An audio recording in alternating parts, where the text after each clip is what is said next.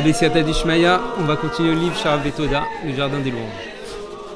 Donc il est rapporté comme ça dans ce livre que dans la Gemara, Ta'anit d'Afret, d'Afuit, il est dit comme ça, Amar Rabbi Yoshua ben Levi, Kol asamer visurim shebaim alav, mevi Yeshua leolam.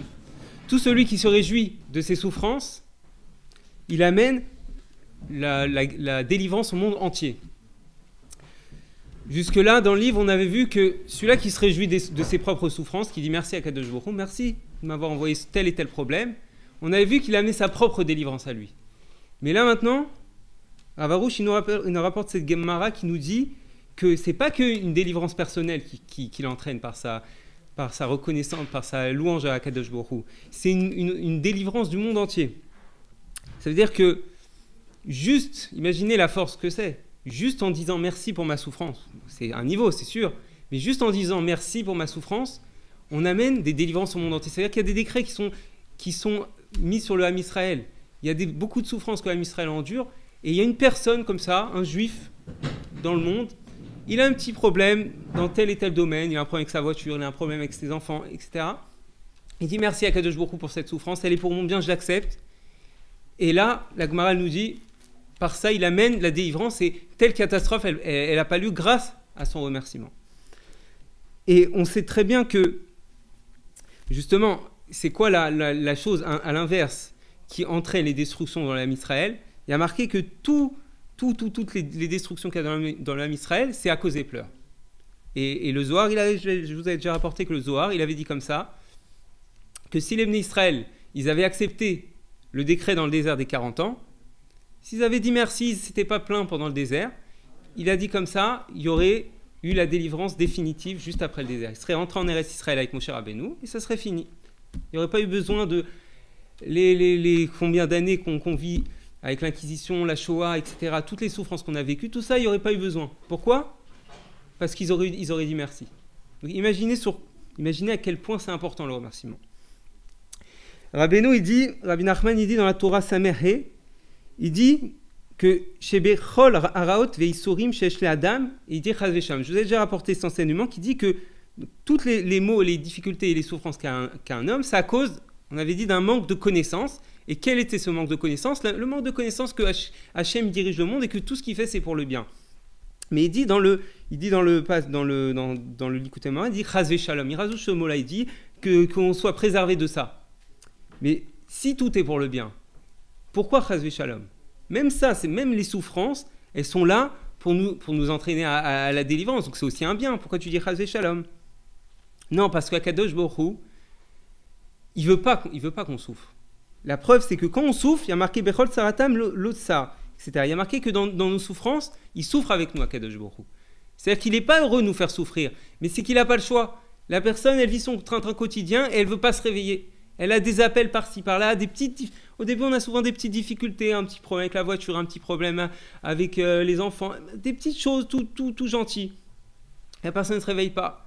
Et Hachem, vu que tout le but de la création, c'est de se rapprocher de lui, il est obligé de nous envoyer une difficulté plus grande. C'est pour ça qu'il dit Rabbi Nachman, Chaz Veshalom. Parce qu'Akadosh Baruch Hu, il voudrait ne pas nous l'envoyer, cette difficulté. Il suffirait qu'on dise à Akadosh Baruch Hu qu'on a un petit truc, ou même pas, chaque jour de venir voir Akadosh Baruch Hu et dire Hachem, aide-moi à savoir où j'en suis. Aide-moi à savoir qu'est-ce que tu attends de moi.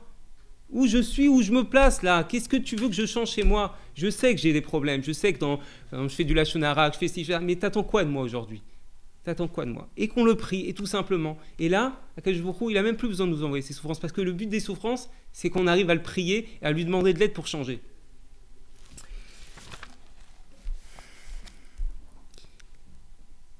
Et il dit comme ça, donc il dit comme ça à Rav Noah Kadosh, il dit maintenant si imisakel Adam ala tachlit, ainu kavanat Hashem barat, si l'homme il voit le but de ce qui lui arrive de la souffrance, c'est-à-dire la kavana, la direction pourquoi il a fait ça à Kadosh Baruch Hu, il dirait merci, il serait heureux.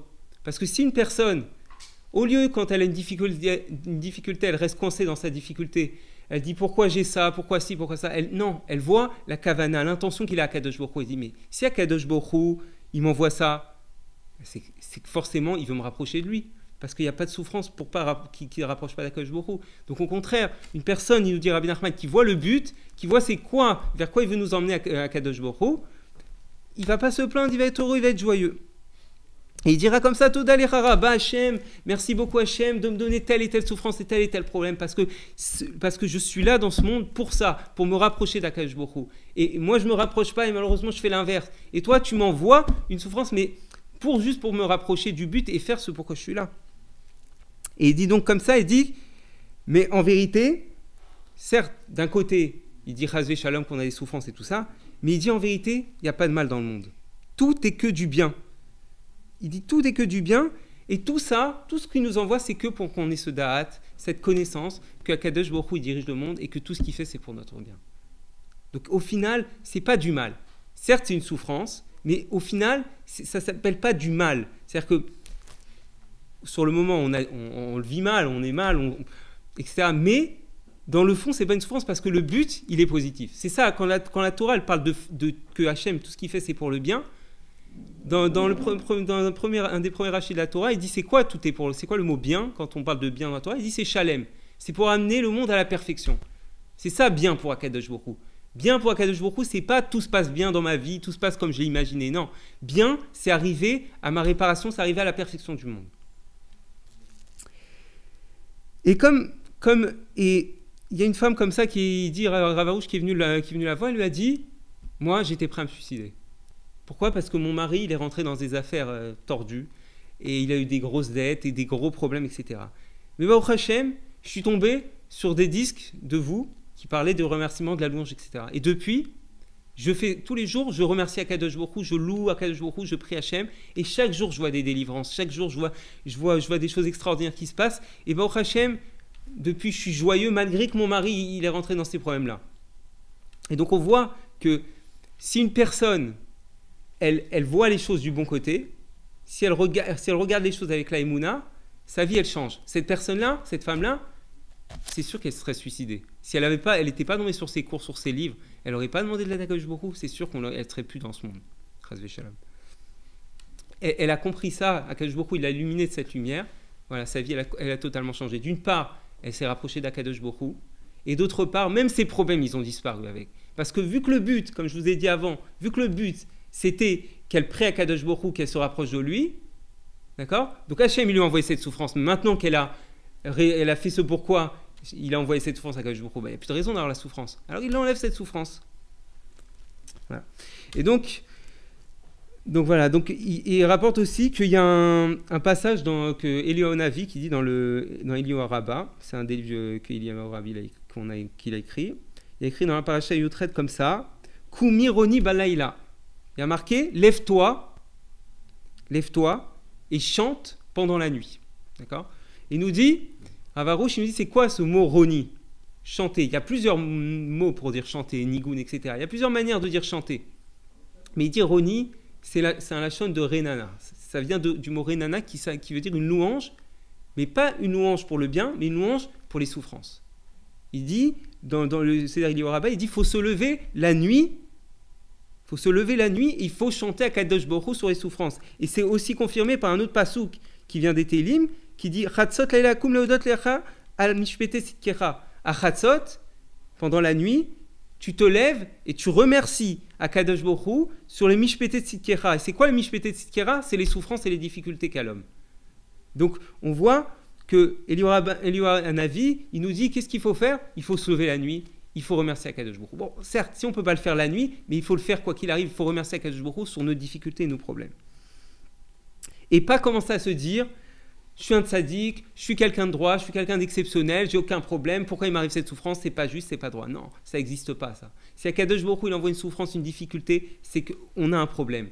Automatiquement, il n'y a pas Hachem, il envoie pour nous faire souffrir. Non, Hachem, son but c'est que notre bien. Il ne va pas nous faire souffrir gratuitement. Son but, c'est de nous rapprocher de lui. Donc, il faut réfléchir. Il faut se dire, si j'ai un problème, automatiquement, tout de suite se dire, ça vient d'Akadosh Baruch Hu, clarifier que ça vient d'Hachem. Pas dire c'est le hasard.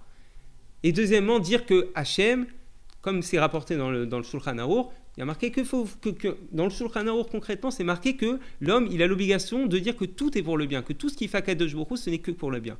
Donc, automatiquement, quand il sait que c'est d'Hachem, que ça vient d'Hachem, et quand il sait que c'est pour le bien, il ne peut pas se dire qu'il n'y a pas de raison. Maintenant, c'est obligatoire qu'il y ait une raison.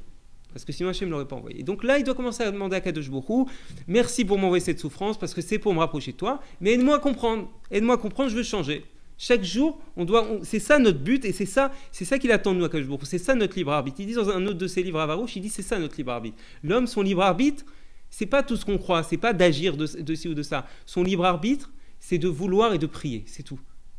Il a un choix. Qu'est-ce que je veux? Je veux le bien, je veux le mal, et je prie ou je prie pas. Quelqu'un, il prie, ça veut dire, il dit, je sais que ça dépend de toi, Kadosh Baruch Hu.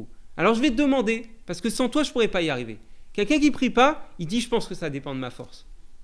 Et automatiquement, il se coupe d'Akadosh Baruch Hu. Donc voilà, tout notre libre arbitre, il se trouve là. Donc quand il nous arrive quoi que ce soit, il faut toujours, le premier réflexe, comme il nous dit Eliyahu Hanavi, il faut remercier Akadosh Baruch Hu. Parce qu'il y a aussi marqué un passage dans Mishlei qui dit qu'il est Asher Yahav Hashem Yochiach, que tout celui qui l'aime, Akadosh Baruch Hu, il le réprimande. Ça, c'est quelque chose d'extraordinaire. Ça veut dire que Akadosh Baruch Hu, quand il m'envoie une difficulté, il m'envoie une réprimande, c'est pour me dire aussi, en même temps que de vouloir me rapprocher de lui, pour me dire qu'il m'aime. Et normalement, la réaction de quelqu'un qui a pris conscience de ça, ça doit lui créer une grande joie en lui. Quand il a une difficulté, il va dire, mais si Hachem m'envoie une souffrance, ça veut dire qu'il m'aime. C'est quelque chose d'exceptionnel. Si vraiment on réfléchit dessus, on prie à Akadosh Baruch Hu pour prendre conscience de ça, on dit, mais c'est magnifique, Hachem, il m'aime, parce que tous les jours, les Sarayens viennent nous attaquer, il nous dit, t'es un nul, t'es un moins que rien, t'as fait ça, t'as fait ci, t'as fait ça, t'as fait toute la vérote possible et inimaginable, il nous déprime, il nous dit, Hachem, il t'aime pas, tu crois qu'il va t'aimer comme ça, avec toutes tes fautes? Il nous désespère, il nous éloigne totalement. Et il sert même des souffrances qu'on reçoit, il dit, regarde, si t'envoies des souffrances à Akadosh Baruch Hu, c'est qu'il t'aime pas. Mais en fait, c'est exactement l'inverse. Akadosh Baruch Hu, s'il m'envoie des souffrances, c'est pour me dire qu'il m'aime et pour me rapprocher de lui. C'est tout, c'est ça le seul but. Et Rav Fisher alav Shalom, il dit comme ça, il dit qu'il y avait un jour, les élèves du Maggid de Mezrich, le Maggid de Mezrich, c'était l'élève du Baal Shem Tov, voilà, l'élève du Baal Shem Tov, c'était un grand tzaddik, et ils sont venus le voir, ils lui ont dit, je comprends pas, les élèves, ils ont dit, je comprends pas, il y a une Mishnah qui dit, dans Brachot, que Chayav Adam levarer al harash keshem sheu mevarer al tova, que l'homme, il est obligé de bénir sur le mal, comme il bénit sur le bien. De la même manière qu'il dit merci pour le bien, il doit le dire merci pour le mal. Ils ont dit, je ne comprends pas ce que ça veut dire cette Mishnah. Maggid Mezrich a dit, moi, je vous envoie chez quelqu'un. Je vous envoie chez Rabbi Jusha. Rabbi Jusha, c'est qui? C'est le frère de Rabbi, j'avais déjà parlé de Rabbi Eliezer Melissan. C'est un grand sadique. Ils sont allés le voir, ils lui ont dit, il y a une Mishnah, elle dit ça. Et Maggid de Mezrich nous a dit que vous allez pouvoir nous répondre. Rabbi Jusha, il a dit, mais je ne comprends pas. Pourquoi vous venez voir? Moi-même, je ne la comprends pas, cette Mishnah. Quel mal? Où il y a du mal? Ça n'existe pas, le mal. Ça n'existe pas. Où je bénis pour le mal? Il n'y a pas de mal. C'est quelque chose d'extraordinaire. Il leur a fait comprendre qu'en fait, le mal, il n'existe pas. En fait, le mal, c'est que notre imagination, c'est que dans notre tête. Et eux, leur question, bien sûr, c'était pas la question de Rabbi Jusha. Rabbi Jusha, sa question, c'est ça n'existe pas, le mal. Donc, comment on peut dire de remercier pour le mal? Eux, leur question aux élèves, c'était comment on peut remercier sur le mal? C'est impossible de remercier sur du mal. Et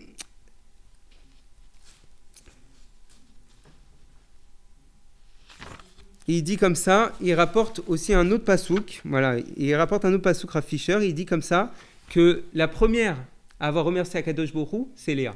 Il y a marqué Ode Hashem Pam Achat. Il y a marqué, cette fois-là, je remercie Akadosh Baruch Hu. Léa, elle a dit ça quand elle a eu Yehuda, son 4e enfant. Et Rav Fisher, il demande, comment c'est possible qu'on dise que c'est elle la première à remercier? Abraham, Yitzhak, Yaakov, ils n'ont pas remercié, on dit qu'ils connaissaient toute la Torah et qu'ils appliquaient toute la Torah. Même les plus difficiles lois, ils les connaissaient. Ils n'ont jamais remercié Akadosh Baruch Hu. Alors Rav Fisher, il dit comme ça, il dit, non, ils n'ont jamais remercié Akadosh Baruch Hu pour les souffrances. Eux, ils n'ont que remercié pour le bien. Bon, pourquoi? Parce que Léa, elle, qu'est-ce qui s'est passé? Elle a vécu beaucoup de souffrances, Léa. Au départ, elle devait être la femme de Esav le rachat. Et quand elle a su ça, elle en a tellement pleuré et supplié à Akadosh Baruch Hu de faire en sorte qu'elle ne se marie pas avec lui, qu'on dit qu'elle avait les yeux racottes, c'est-à-dire les yeux qui étaient tristes, qui pleuraient, elle avait les yeux tristes, elle faisait vraiment de la peine à regarder. Et ensuite, Baruch Hashem, elle a épousé Yaakov, mais par un stratagème, c'est-à-dire qu'Yaakov, il la désirait même pas, il voulait même pas d'elle. C'était une terrible souffrance. Elle savait que c'était sa sœur qui voulait Yaakov, elle aimait Yaakov, Et voilà, elle était mise de côté. Et quand elle a eu Yehuda, qui était son 4e enfant, elle a dit, je te remercie Akadosh Baruch Hu. Pourquoi? Parce qu'elle a dit, il y a 4 servantes. Rachel, moi, Bila et Zilpa. Et elle savait qu'il devait y avoir 12 enfants. Donc elle a fait un calcul simple. Elle a fait, s'il y a 4 servantes, il y a 12 enfants. Non, il y a 3 par servante. Moi, j'en ai eu 4. Donc j'ai eu plus que ce que je devais avoir. Donc maintenant, j'ai compris que toutes les souffrances que j'ai vécues avec Yaakov et avec Esav avant, c'était que pour que j'ai plus de parts dans les tribus. Et elle a eu encore plus que 4 finalement. Donc elle a compris finalement et elle a remercié. Alors dans ce cas-là, Rav Fisher, il dit, mais malgré tout, les Avot, ils n'ont pas remercié pour le mal. Ils n'ont pas remercié pour le mal, les Avot. Bah, la réponse, c'est ce qu'on a dit juste avant. C'est qu'ils étaient au niveau de Rabbi Zusha. Ils ne voyaient même pas le mal. Donc il n'y avait pas de raison de remercier pour le mal, ils ne voyaient pas de mal. Eux, quand ils avaient une souffrance, ils ne la voyaient même pas. Ils avançaient, ils continuaient leur route comme s'ils avaient eu un bienfait de la même manière. Donc voilà, c'est ça la réponse qu'il nous rapporte Rav Fisher. Il nous rapporte une très belle histoire après Rav Arush. Il nous dit, il y avait un homme, il avait un magasin à Mea Shearim. Il avait un magasin qui marchait très très bien. Il était très cher à payer en loyer, mais il y avait tellement de personnes qui venaient acheter des choses chez lui qu'il fonctionnait très bien. Mais un jour, il y a un autre qui s'est installé juste en face de lui pour vendre exactement la même chose. Et depuis ce moment-là, ses ventes, elles ont diminué, jusqu'à que ses entrées, elles soient plus petites que ses sorties, elles soient plus grandes que ses sorties. Non, ses sorties, elles soient plus grandes que ses entrées. Et donc finalement, il devait mettre la clé sous la porte, il n'avait pas le choix. Alors, il a décidé d'aller voir un Rav, il allait voir Rav Shmueli, et il lui a dit comme ça, il lui a raconté toute l'histoire. Et Rav Shmueli lui a dit comme ça, il lui a dit, moi je veux le tuer cette personne-là, qu'est-ce qui me fait là, cette mise juste devant moi, juste à côté de moi, il me prend tout mon commerce, il avait envie de le tuer, etc. Il lui a dit, Rav Shmueli, mais calme-toi, c'est Akadosh Baruch Hu qui le veut ça. Et s'il le veut, c'est pour le bien, c'est pas lui. S'il avait voulu, il aurait pu le faire par un autre, il aurait pu le faire de n'importe quelle manière à Akadosh Baruch Hu. S'il avait voulu t'envoyer une souffrance, s'il a décidé c'est comme ça, c'est comme ça. Mais il ne faut pas que tu le regardes lui. C'est que Akadosh Baruch Hu, il l'a fait pour le bien. Donc accepte le décret d'Akadosh Baruch Hu, ferme ton magasin et va dans un endroit où tu seras de nouveau seul, un endroit moins cher. C'est ce qu'il a fait, il est allé dans un autre endroit, je crois, Machane Yehuda, et comme ça, il a ouvert son magasin. Et il a ouvert son magasin, bon, ça fonctionnait normalement, mais il gagnait beaucoup moins qu'avant. Et un jour, il a rencontré une vieille dame. Et il a commencé à la prendre en pitié. Il a commencé à l'aider, à monter ses courses, à même au fur et à mesure lui faire ses courses. Après, lui a demandé de lui rembourser les petites dettes qu'elle avait, etc. Et un jour, il avait plein de choses à faire. Et il a croisé cette vieille dame. Elle lui a dit, je t'en supplie, viens avec moi, monte, j'ai quelque chose à te dire, etc. Il a dit, franchement, je ne peux pas, je suis pressé, j'ai vraiment pas le temps. Il a dit, je t'en supplie, tu vas pas le regretter. Il est monté, elle a commencé à lui raconter toute sa vie. Alors, lui, il regardait l'heure, il disait, c'est pas possible, j'ai ça et ça et ça à faire. S'il te plaît, laisse-moi partir, tout ça. Sois patient. Et elle lui raconte sa vie. Et finalement, elle arrive au but. Elle dit, moi, voilà, j'ai pas de famille. J'ai aucune famille. T'es ma seule famille. T'es le seul qui a voulu. Moi, j'ai plus de famille et t'es le seul qui m'a pris en main. T'as eu pitié de moi. Et Baruch Hashem, j'ai 5 millions à donner en héritage. 5 millions de shekels à donner en héritage. Et je vais te les donner à toi. Et de ça, il a gagné 5 millions de shekels. Et elle lui a dit, mais par contre, si je te donne ça, tu me promets d'une chose. Tu m'achètes une salle dans une yeshiva, à mon nom, pour élever mon âme, et tu étudies chaque jour dedans. Il a dit, ok. Alors finalement, qu'est-ce qu'il avait fait? Il est allé dans la yeshiva de Rav Shmueli. Il a acheté une chambre, une pièce, en son nom. Et Rav Shmueli a dit, mais je comprends pas. Tu étais venu me voir pour me dire que tu avais des problèmes d'argent et que je sais que tu as déménagé à un autre endroit et tu gagnes moins. Comment ça se fait que maintenant tu achètes tu achètes une pièce, etc. Il a dit, parce que voilà, il a raconté toute l'histoire de la Z. Il a dit, tu vois ça te prouve que tout ce qu'il fait à Akadosh Baruch Hu, c'est pour le bien. Toi, au départ, tu pensais que c'était une souffrance, tu pensais que c'était mauvais. Mais Akadosh Baruch Hu, il voyait déjà le bien. Il voulait te donner cette somme d'argent, mais il savait que pour te la donner, c'était par ce moyen qu'il fallait que tu y arrives. Donc il t'a fait tout ce stratagème pour que tu en arrives là. Mais là, on voit qu'il y a quand même 2 niveaux de différence. C'est-à-dire que le Rav, lui, il a dit merci, il aurait dit merci parce qu'il vivait ça. Il avait travaillé sur lui, il aurait dit merci avant. Dès qu'il avait eu la difficulté, il a dit merci à Akadosh Baruch Hu, il a accepté avec joie. Lui, il n'a pas vraiment accepté avec joie, malgré tout, il l'a reçu. Mais normalement, un juif, ce qu'il doit faire, c'est dès le départ dire merci à Akadosh Baruch Hu, parce que c'est sûr que si Akadosh Baruch Hu, il lui envoie une difficulté, c'est qu'au final, il va lui donner un grand bien.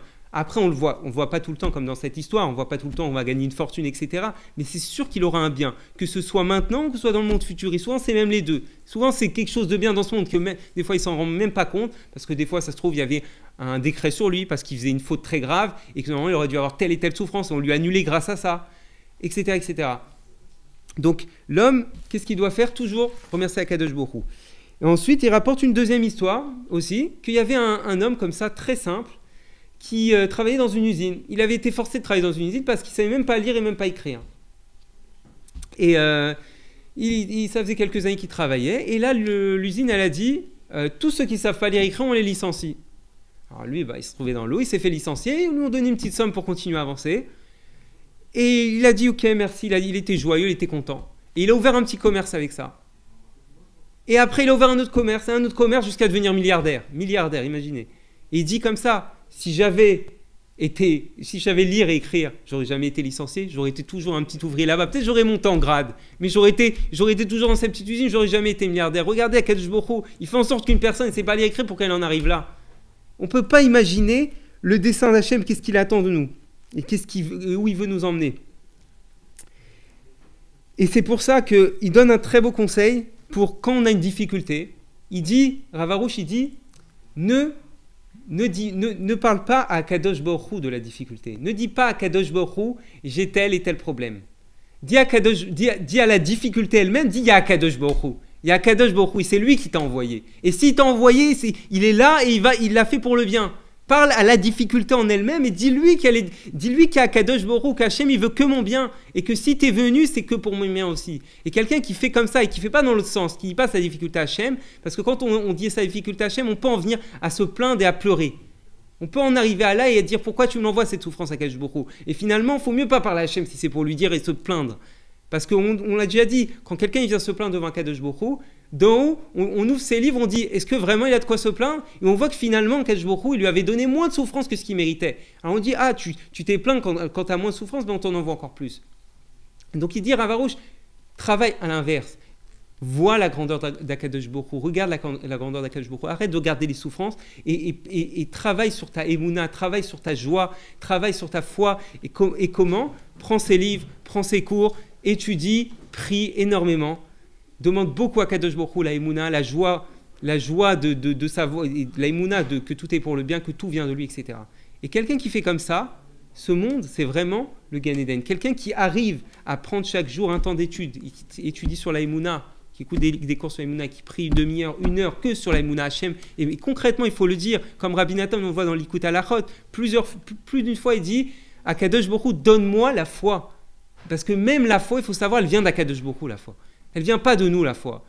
La foi, c'est Akadosh Baruch Hu qui la donne. Donc chacun, il doit se lever le matin et il doit commencer sa journée comme ça. Il doit commencer sa journée en disant Hachem, donne-moi la émouna que tu es dans ce monde. Donne-moi la émouna que tout est pour le bien. Et Baruch Hachem, s'il fait ça, il recevra de la émouna Akadosh Baruch Hu et il verra concrètement de ses yeux. Parce que quand on rentre dans le principe de Naas et Venishpa, c'est-à-dire qu'on fait, là après, on ressent véritablement ce que c'est la chose. Là, moi, je vous le dis dans ce cours. Mais quand une personne, après, elle va dire, je vais le faire, je vais prendre des livres sur la émouna, je vais prier dessus, là, elle va recevoir une lumière, elle va avoir une aide d'Akadosh Baruch Hu, et elle va comprendre véritablement ce que et la personne va comprendre exactement ce que je viens de dire. Mais là, elle le comprendra vraiment. Elle le comprendra vraiment. Et donc, à partir de là, une personne qui commence comme ça sa journée, ça devient le paradis sur terre.